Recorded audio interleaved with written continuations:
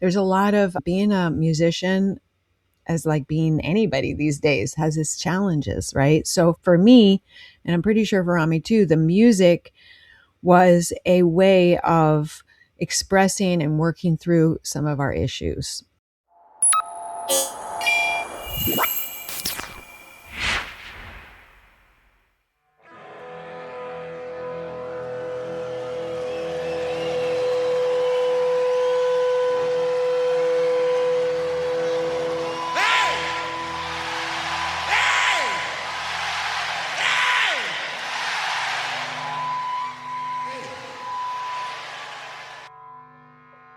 How you doing, everybody? Welcome back to Foos Files, the podcast for fans of the Foo Fighters.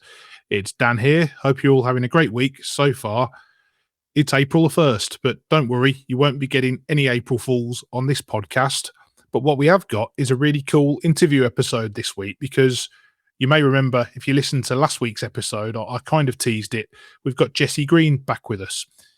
So those of you who've been listening for a while now might remember that last August she was on the show, way back in episode 21, to talk about her time with the Foo Fighters, how Rami Jaffee kind of introduced her to the band.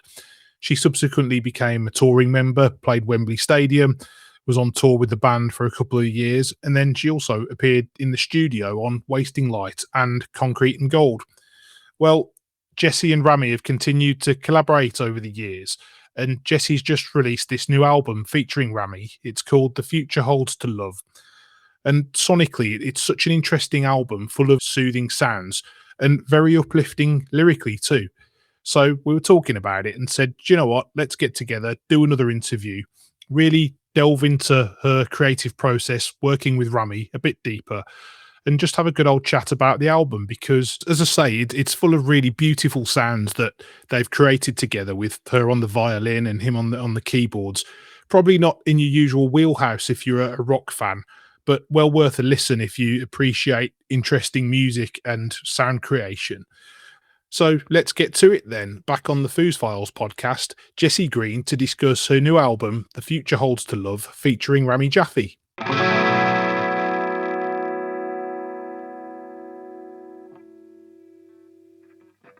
So, it's a great pleasure to welcome back to the podcast, Jessy Greene. Yay. Welcome back. How you doing? Thank you. I'm really good, thanks. Thanks for having me. No, it's a pleasure. Always a pleasure to chat. And so, listeners may remember we had you on last year to talk about your past work with the Foo Fighters, but this time, really exciting. There's a new album out with yourself featuring Mr. Rami Jaffee. Yes. The Future Holds to Love. So that came out at time of recording. That came out on Friday. So yeah, really exciting, isn't it, for you? I'm super excited. Yeah, me and Rami have been playing music together before the Foo Fighters, before he even played in the Foo Fighters. We met back when he was in the Wallflowers and I was in the Geraldine Fibbers, a band from California, Los Angeles. Super fun cowpunk band. And we were in the same musical circles, and we started hanging out and playing music. And so it's been like, we have released singles and stuff together, but this is really exciting. And we also do our ambient music for relaxation and health. We have another one of those albums coming out in the summer I'm excited about. Oh, brilliant. Well, Yeah. You can certainly detect that in this album. You were kind enough to send me the promo copy, which I've had a chance to listen to a few times. So, I mean, First of all, do you want to tell us about the title, The Future Holds to Love? Yeah, I mean, it's really just many years of understanding my place in the world and what exactly is happening with our experience of this existence. And in a nutshell, I think that we're all connected, and there is a force that there's fields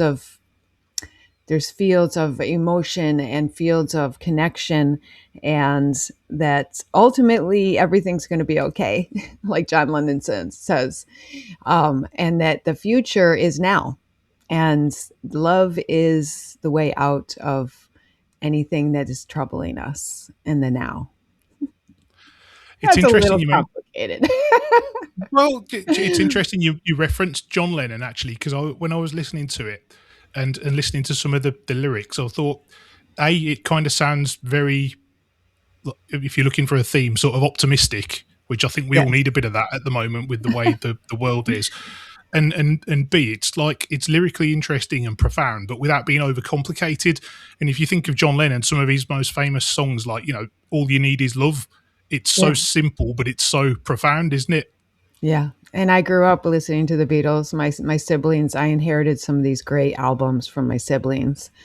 And yeah, I mean, that is the key is not taking, life is it's right now it seems really serious, but at the same time, I think the key is to not get caught up in the seriousness and to really focus on our inner well-being and how we can affect what is happening around us in the now, like being kind to our neighbors and trying to, just make the best of whatever we're doing, like whatever job we have. It's everything is like I've worked in the entertainment business for so long, but I've also worked as a waitress and caterer and yoga instructor and sound bath. And it's just a matter of whatever you're doing to show up with the most positive, well being, good energy.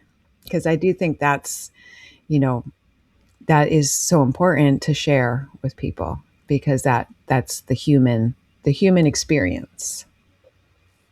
Absolutely, yeah. So what about musically then? Because again, my takeaway from it was that if you're going to listen to this, put on your best pair of headphones for a start, so that you can really absorb it and listen to this kind of stream of ambient sounds coming at you and all that. Because I think we've probably sacrificed a bit of that over the years with streaming and everything. A bit of Yeah. sacrificed a bit of quality for convenience. So Hmm. do that. Make sure, yeah, you've got some good headphones on and just Yay. take it in. Yeah, I think that with Rami's ability to create these incredible sound bath environments, and then I come in with the violin. A lot of it, the record was made with us just being together with keyboard and violin and jamming. And then from there, I build more violins and vocals. But his keyboards and his ability to create a vibe with sound is like it's just like delicious. It's so lovely to work with. Yeah, they come together so well, your respective sounds, don't they? Because there's parts where you can identify the violin and the sort of keyboard sounds, and then there's parts where they're kind of one and the same as well, and they just intertwine so nicely, don't they? Because I run the violins through sounds that often are have like guitar pedals and and synthesizer style, so the sounds do often sound a little bit more like synthetic and like keyboards, but they're actually the violin running through effects, which is really Okay. fun. Yeah. Oh, cool.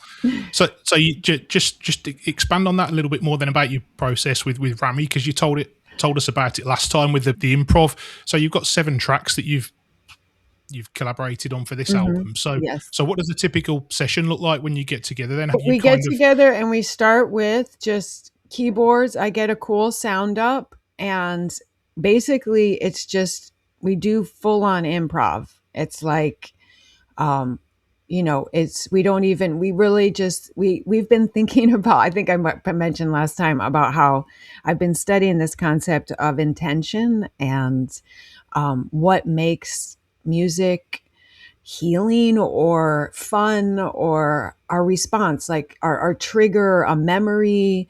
I mean, music and sound is so much a part of our lives. And so when we get together, it's really just, we've been thinking about this stuff and realizing that music affects us so much. And we've been touring for so many years. And as I said last time, like we have been looking for non drug and ways of like relaxing after a show or whatever. And so instead of going to the bar and drinking, we go to the hotel room and jam.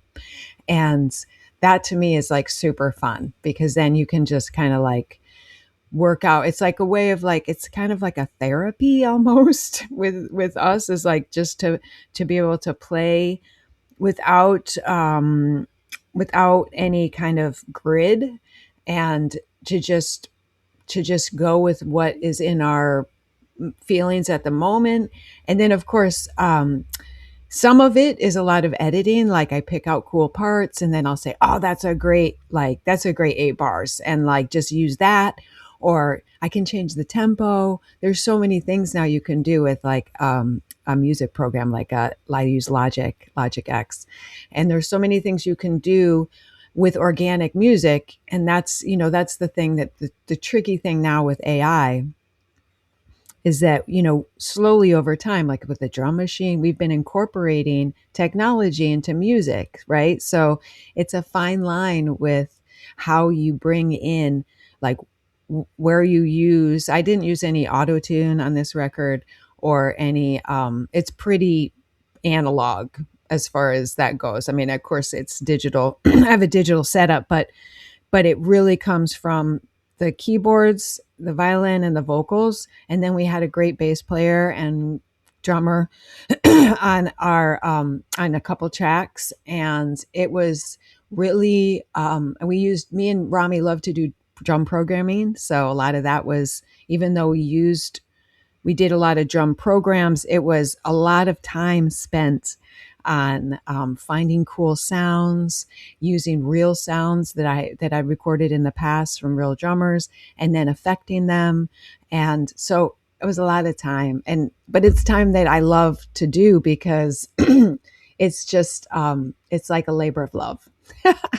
And it starts with the improvisational parts that I then like put together in a song. Amazing. Yeah, there's a few things I wanted to pick up there then. So you mentioned you set up when you're playing together, you essentially record a jam and you'll pick out some bits.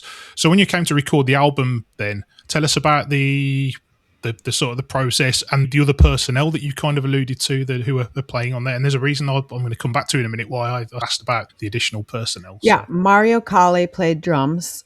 He's like great drummer, played in tons of bands. Arthur Pala played some bass. He played bass on Dream World.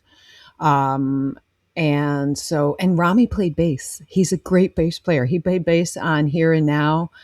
And there's a couple others that he played bass on. I would have to look at to see the credits. But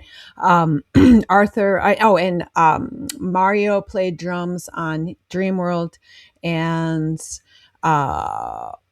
Future Holds the Love, the lead track.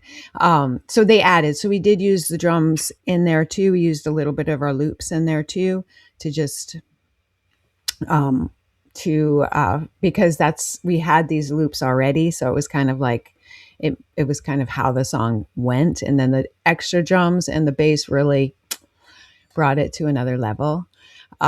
So the process, I mean, this is the thing of life, is like processes are, you have to like think outside the box and like go, try a lot of different options. It's like so funny now when some people are like, oh, I just made a song on AI. It's no problem. It's awesome. And it's like, oh my God. It's like there's the occasional song that just comes up and you're like, that's killer. And that's a song right there. And you made it in like a day. Very unusual. Generally for me, I spend a lot of time fine tuning, and it's possible that I overdo ideas with like the strings. I do tons of layers of strings, and Rami loves to add. So after we improv and then I shape it a little, then he'll come over and then he'll add sound effects over top or another part. So it's kind of, I would say it's like a layered cake. And then, so it starts with like really positive, fun intentions to really just have a meaningful experience creating, and to create something that is meaningful to us, or that's something that's that we need to get out of our hearts. And then it's layers on top of that. So it's just a process of revisiting and manipulating and making it fun. Cool. That's awesome. Yeah. So was it all self-produced, or did you Me and Rami. have someone help? Yeah. One track. So the last track, There's these great group of guys. They're called the Fund Music, and Shelby Archer is a friend of mine, and he's one of the guys. And I sent them. I do strings for them and stuff, so I sent them a song and Love Alive, and they basically totally redid it. They like used our keyboards and my vocals, but they sped up my vocals. That's the seventh song. They sped up the vocals and they did all this cool stuff. And I loved it so much that we just used that as the original song instead of making it. They were doing a remix, but it was better than the original. So we just used that as the song. And they were great. They did a great job at that. But otherwise, it was me and Rami just doing the production um, and doing all the stuff. It's interesting you mentioned that actually. Now it answers a question I had because when I asked about personnel, because the vocals, I was like, this one, the pitch on the vocals is completely different, and I'm kind of going, obviously not really having heard you sing a lot. I was going, is that still you, or is there a different vocalist on this? So it's sped up, and that It's kind of still me answers that sped up. question. Yeah. Yeah. Okay. Yeah. Yeah. I mean, it's, as I said, coming back to this whole technology and real versus synthetic that we're in right now is I feel like there's a lot of room in there to as long as you're expressing your what you want to express and you're doing it in a way that's authentic. I think using tools, it's like I'm not a machine. I'm not, but I use machines. So I think that's the key is how we integrate AI into the landscape is to only use it as a tool, because we're already doing that with so many things with our DAWs, our digital audio workstations already have, like, I have the option on when I every session you can go mastering, and it's an AI mastering tool, which I rarely use because I find it often brings out weird frequencies, so I usually do my own combination of plugins for mastering a rough mix.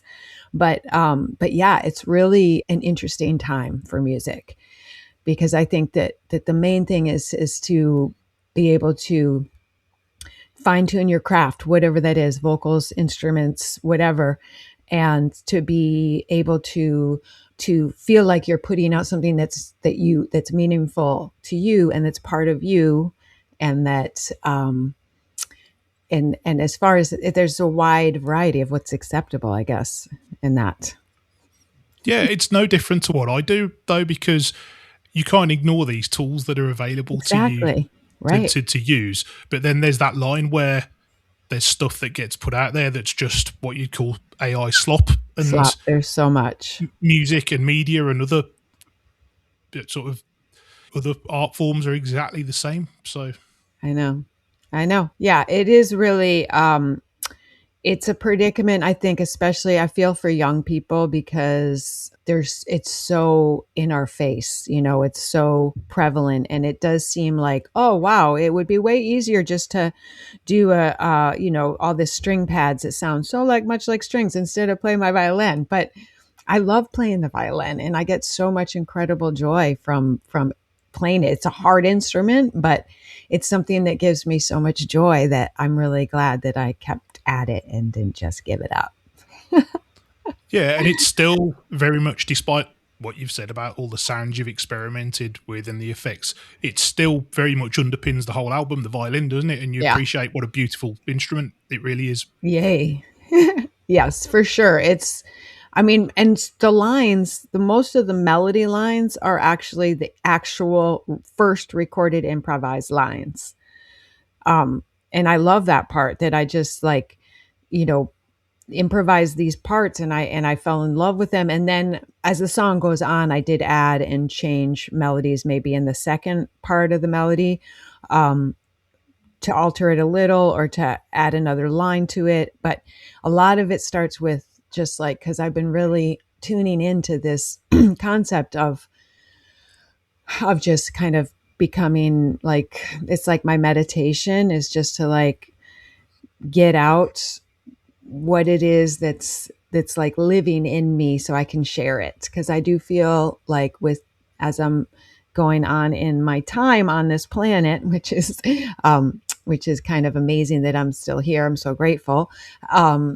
It's becoming more and more obvious to me that the journey is a journey inside, and when we get to these places inside, we can share. And that's why I think like Dave Grohl is already so, and Rami, they're both like really, and so many people, Alicia Moore, Pink, I mean, they have so much inner strength and inner peace, that's what comes out, right? Is that they have, then that gives them the vehicle for which to have these incredible ideas that help people and that change people's lives, and that we hear them and we're like, oh, I freaking love that. And that really, and that like makes your day and like changes your vibe. And like you can be in a bad mood and hear a Foo Fighter song and you're like, yeah, like life is fucking okay, sorry.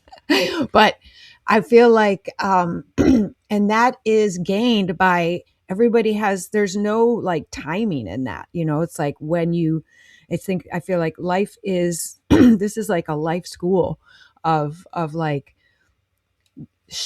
brightening our inner light. And that light is what comes out in our arts and our music and our doing podcasts and your ability to be a great questioner. It's like, these things are like being comfortable with ourselves, and I have not always been so comfortable with myself. So it's like I feel so incredibly blessed to have the time to work it out, to get to the point that I'm at now, where I feel like, wow, I was in this part where it was very challenging to like relate to other people. And like, even though I didn't seem maybe that way, but I had a lot of issues.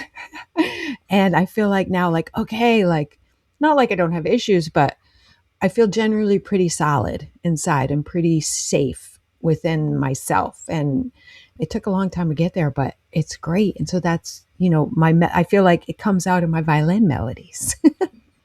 And I guess lyrically, you have to. You talked about being comfortable. You have to find the courage to put pen to paper, don't you? Sometimes, Yeah, I guess, with these things. Yes. Yeah. I've often, I felt like I didn't have the words, or my words weren't good enough. And I constantly change, and rewrite, and no. And yeah, for me, like, I love making music, but it has been a challenge to release music because of that. It takes guts. Yeah, absolutely. So I had one more question on the instrumentation, because Yeah. you talked, well, not so much a question, but just an observation, because you talked about the drummer that you used on the sessions, Mario. because the first couple of tracks, as I said, headphones on, absorbing it, and it's kind of in a way, it's kind of like listening to the ocean. In a way, you're sitting back and just absorbing in what's around you. And then the title track comes in, and it was like, boom, snare drum. Oh, that was a bit sinister. Wasn't expecting to hear that. And the way the drum sounds changed throughout the record, that was found that a really interesting feature of it. That's so great, because the first three songs and then Breathe In were mixed by Kevin Woods. I've been working with the guys at Sony 360, which is immersive audio, because a lot of the ambient music I do is really, really cool in immersive audio.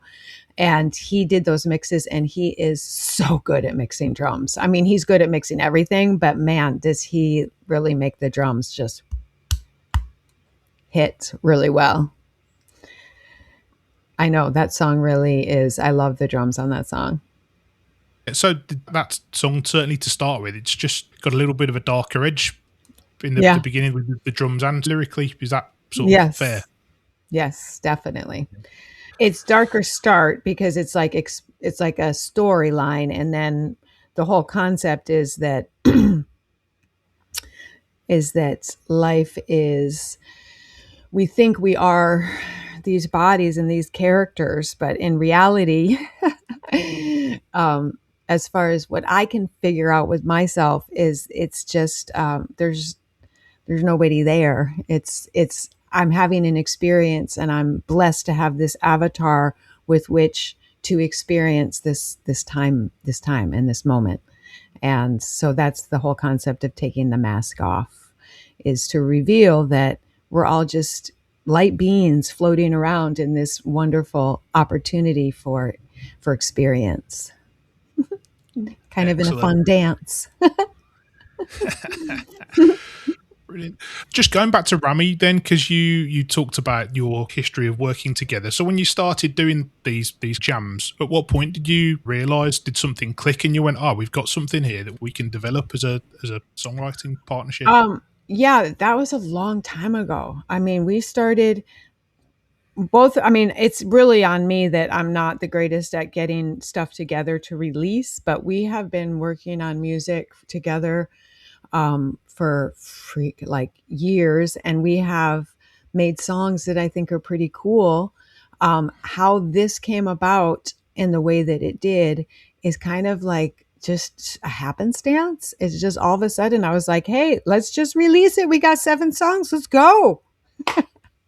So it was really like all along our intention wasn't like, oh, let's make music to put out. It was like, let's make music because we love jamming together and we love creating together. And we're constantly talking about these ideas of how to be okay with the self, with like being okay with just being like, not always having to have a drink or smoke or whatever, and to just enjoy this life, like whether it's taking a bike ride or walking to the beach or walking around the city, or because we had a lot of time off when you're on the tour, and then you get off tour and you have a lot of downtime and you don't really know what you're doing. So there's a lot of being a musician, as like being anybody these days, has its challenges, right? So for me, and I'm pretty sure for Rami too, the music was a way of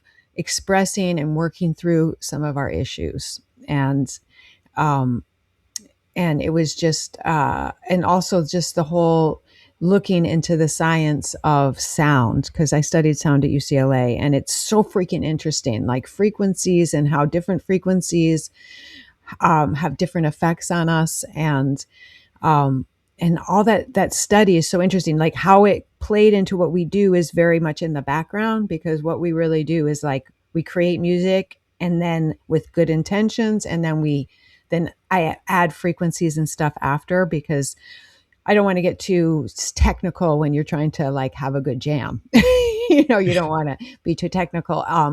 But yeah, I mean, the whole concept of like releasing an album, I mean, it's one of those things that I know I've been like, I love being a support violinist. I love being in a band, and so things after my last tour with Pink, I just decided to take time to really figure out what I wanted my next move to be, and I'm working on a lot of like physical platforms, because I've really healed myself through movement, and I think movement is so incredibly important. So I'm working on a movement platform for musicians, and just different things. And this music seemed to go with that, just like to go with that concept of like just being free of your past and letting go.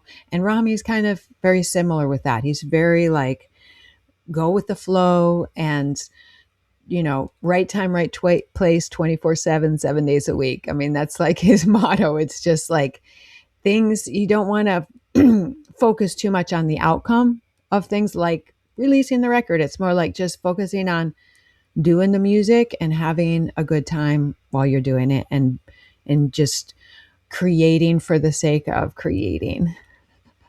Well, I think anyone who listens to it will hear that come across, I think, Yay. definitely. That's So, excellent. yeah, and just finally then, Dream World, I gather you've been shooting a video, haven't you? Yes, with Kai Arns. I'm very excited. Yeah, Yeah. what can you tell us about that then? What can you reveal? So, I mean, Dream World is also very much in the line of understanding that the world, which seems really not dreamy right now, is a projection. I feel like we are all experiencing, and this is like quantum mechanics and what's happening in science. They're trying to figure out, we have no idea what consciousness really is. And there's so much of the universe that we don't know what the dark matter is. So it is really this kind of manifesto that we have the power to create a better world together. And so that is really what that song is about. And my friend Kai is an artist. It's going to be like, it was really just a one-day shoot, and it's going to be really, again, like a fun, authentic kind of, not super overproduced situation. But it's really just to share a performance, because I did a bunch of takes of the song basically, and to share this very optimistic view that I have, that it's going to be okay. It's just, we have to understand that we're all connected, and what I do to you and what you do, is affects me, and what you do to me affects everybody else. And it's just like a symbiotic relationship. And Kai Wow, gets it. yeah, that's a lovely sort of mantra really for the album, isn't it? If you like. Yay. So yeah, so just finally then, Future Holds to Love. If people want to check it out, I guess it's on all the usual platforms, Spotify, Yes. Apple Music, all of those. Yes, Anywhere else is. that you'd like people to check it out? Have you got a Bandcamp or I anything like don't that? have a Bandcamp because my friend helped me put it out, and it's on, he put it out through Sony and Orchard. And so I'm hoping to do Bandcamp soon, but I can't do it right now, but eventually I will. Okay, well, we'll put the links in the show notes Awesome. anyway underneath this. Yeah, so Thank you so much. no, it's a pleasure. Good luck with it, and yeah, it's been an Thank you. absolute pleasure to talk to you again. Appreciate you too, Dan. Thanks so much. So there you go. The Future Holds to Love, Jessy Greene featuring Rami Jaffee, out now in all the usual places. I will post the links in the show notes as promised. So yeah, make sure you go and check it out. As I said in the interview, put on a really decent pair of headphones and just try and switch off from whatever else is going on and enjoy these really beautiful sounds and show Jessy a bit of love. Because as I've said before, she's a really lovely person as well as being a super talented musician. So that's it for another episode of Foos Files, episode 52. Thanks for sticking with us. And don't forget to hit the follow or subscribe button to make sure you never miss an episode. Have a great week and see you next time.